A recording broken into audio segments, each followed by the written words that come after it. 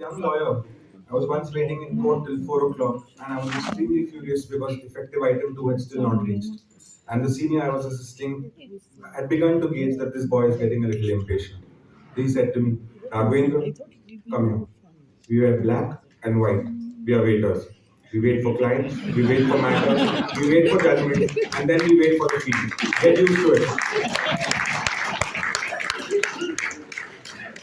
May I now request Mr. Tushar Mehta to say a few words.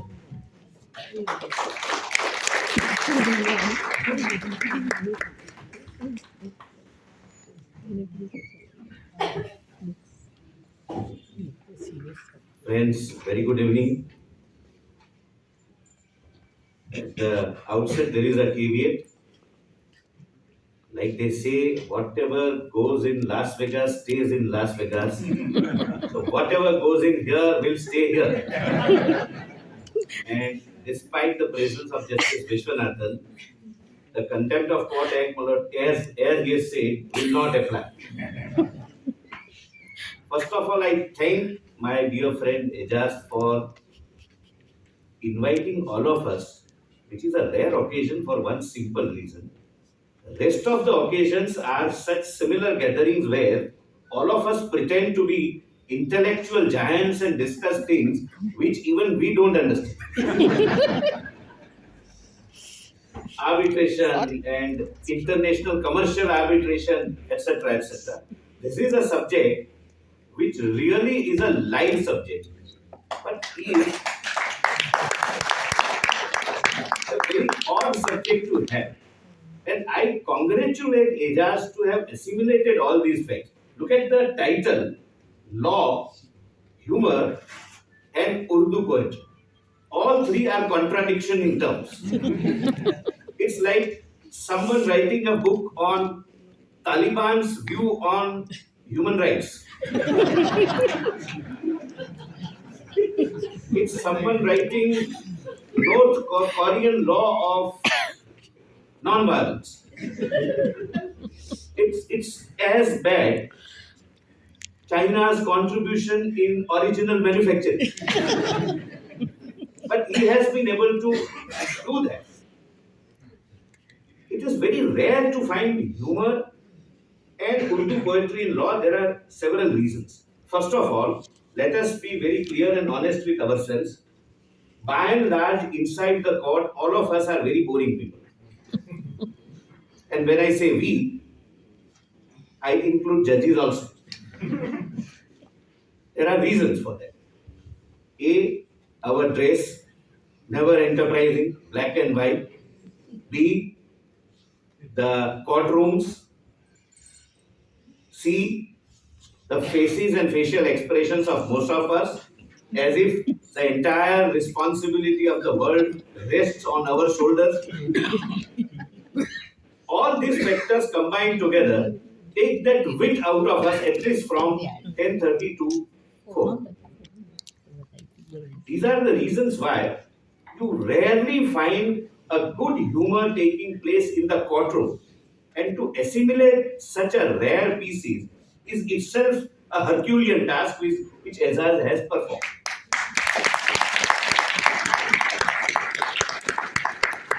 Now, we must all of us thank two classes of persons for this book. A, the honorable judges who have tolerated, understood, and taken in right spirit the humor whenever it was exhibited before them. It's very difficult to take a humor as a humor, especially when you are sitting on the seat of power. You can't take humor lightly. And second reason, it is personally I feel is a very important reason, because I came from a high court, unlike rest of us, rest of you, or rather most of you, who came directly to the Supreme Court. After I came here, I find three things to be constant. Citing of Constituent Assembly debates, irrespective of the subject matter. I have opposed a very eminent counsel citing Dr. Ambedkar's speech on Constituent Assembly debate in a bail application. he was trying to emphasize the idea that uh, personal liberty is important. I said I concede to that proposition. Please don't argue that. But our length of arguments is always directly proportionate to the fees which we receive and the importance of the client. So this is first. Second, I have found frequent citing of Keshwan and Bharti and now Puttu Swamiji. Whatever is the subject matter, you can definitely find out some paragraph from these two judges. And third, the undefined concepts of constitutional morality and manifest arbitrariness. I am thankful to those of my friends who, when any one of us either cracked some light-hearted humor or cited some couplet, did not object to it on the ground that para 1579 in Keshwanand Bharti prohibits it. It's against constitutional morality and it is manifestly arbitrary.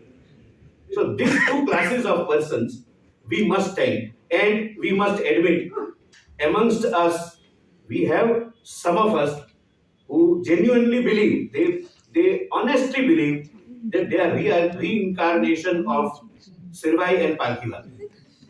They have been reborn in their body. So we may not be very, we may not be surprised if we find any such objection in future if somebody resorts to humor. So one of the greatest of the lawyers of these times, F.E. Smith, who eventually went on to become Lord Chancellor, is supposed to be having the best sense of humor both outside and inside the court. And I have three illustrations. First is he was arguing before a judge, and the judge said, "Mr. Smith, have you read Bacon, the great Bacon, who says that discretion and youth do not go together. You are too young."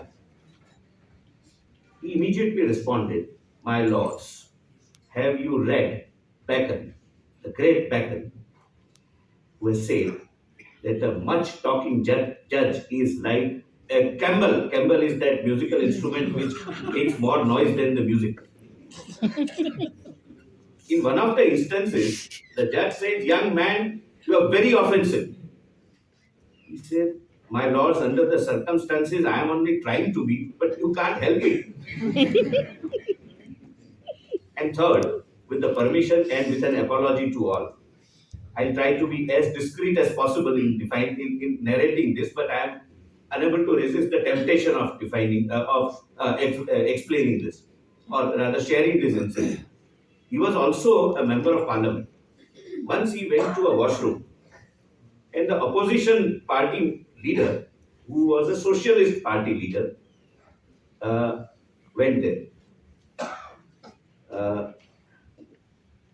the socialist party leader said, "They don't feel ashamed. Don't feel ashamed. It's a man's room, and that's okay." He said, "No, I'm not ashamed. I'm afraid." Okay, why? So you people, socialists, whenever you find something big and successful, you nationalize it.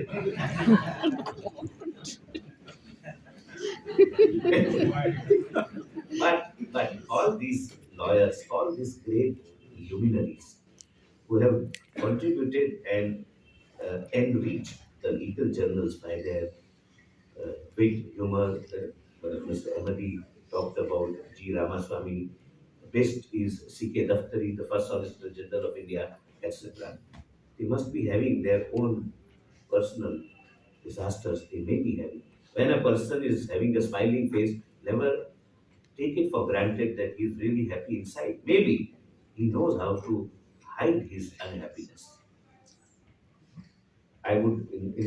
This is the only occasion where I can cite some Urdu couplets, and therefore I have quite few of them. Someone has said, "मेरे रूह की हकीकत मेरे आंसुओं से पूछो, मेरा मजलिसी तबस्सुम मेरा तर्जुमा नहीं है." Majlisi tabassum means, see, he doesn't know Urdu. He knows about Babi, be careful. Don't think that all of us whose children have got married, our expiry date is gone. It was about tabassum. Mera majlisi tabassum means my smile in the congregation is not the real me. मेरे रूह की हकीकत मेरे आंसुओं से पूछो. They must be having their own ups and downs, their own unhappinesses, their own events, their own personal experiences. Another thing which comes to my mind when we talk about our profession, uh, and again a caveat, this is just somebody has written it, I have not written.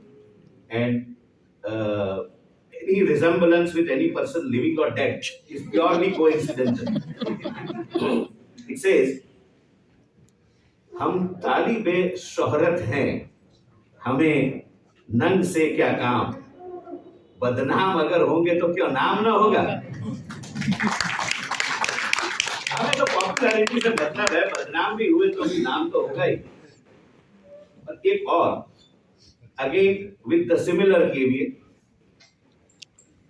बहुत ही बड़ा उर्दू अल्फाज में बहुत ही बड़ा एक शेर है जो हमारे फील्ड में आप देखेंगे कभी कभी लागू होता है. हो सकता है सभी पे लागू होता है, सभी पे ना भी होता है.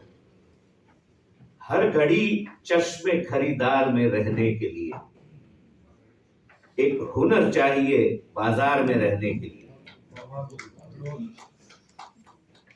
अब तो बदनामी का शोहरत से वो रिश्ता है, लोग नंगे तक हो जाते हैं अखबार में रहने के लिए.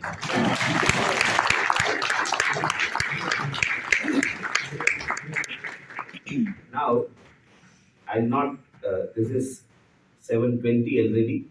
I know it's mere compassion and kindness of all of you that you are sitting here on a Saturday evening in a beautiful weather.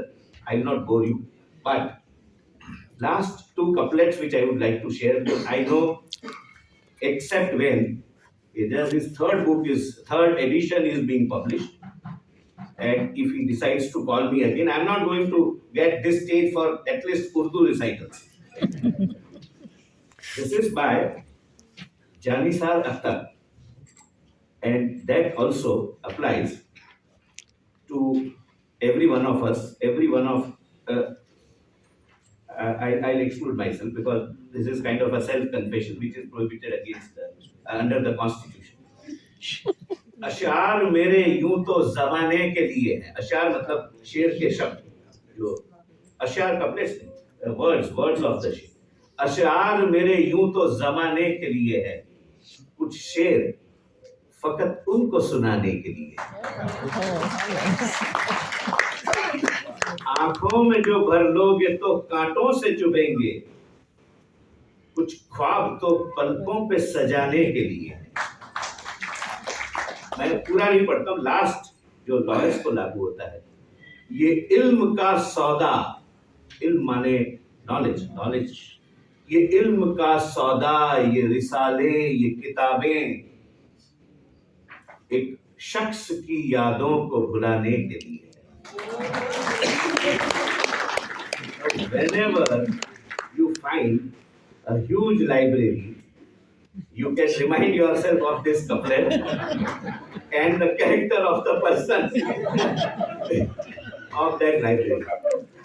I'm thankful to Vinay Ahuja ji that he has published the second edition because first of all, in a busy schedule which Ejaz has, we all of us know he has, we are thankful that he could assimilate all these rare happenings in the court in one compilation, but it's very difficult to have a second edition.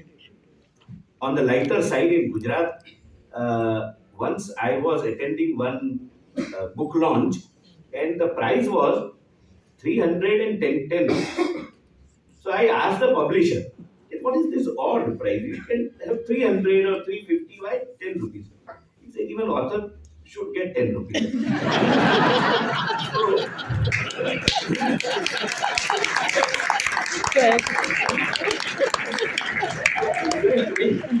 not thank the publishers. He will really thank the author only. Because he has that material that it goes into the second edition.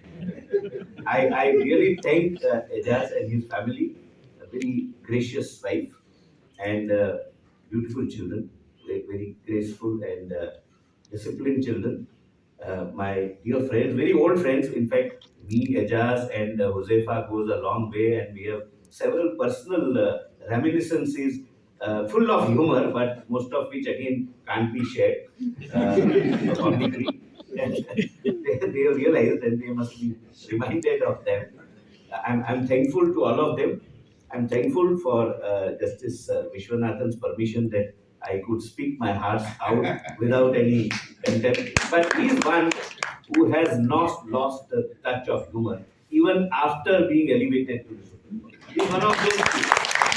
He doesn't sit with a grumpy face and try to prove that because I have a grumpy face, I am a brilliant judge. We know he is a brilliant. Thank you so much and good night to everyone.